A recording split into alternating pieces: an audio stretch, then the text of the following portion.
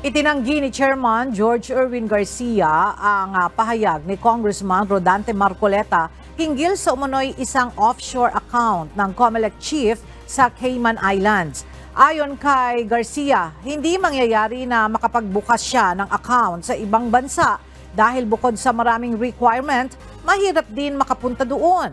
Paliwanag ni Garcia, maaaring may totoong account na binuksan at pinangalan sa kanya na malinaw na identity theft. Sa kabila ng demolition job sa kanya at COMELEC, sinabi ni Chairman Garcia na handa siyang humarap sa anumang pagdinig hinggil sa mga issue ngayon. Gusto ko po yung hearing. At ito po ang pinaka-importante. Para maitanong sa akin, sino nagbigay sa akin ng white paper na yon? Saan ang galing? Miyembro ba ng Kongreso? Sino nagbigay sa kanya? At ano ang pinangako nung nagbigay sa kanya? Willing po akong sagutin ang lahat ng katanungan sapagkat sinabi sa akin, face to face, kung sino ang nagbigay sa kanya, ano ang pinangako sa kanya. So yun po ang ibig kong sabihin, nilalako po kasi yung mga impormasyon na yan.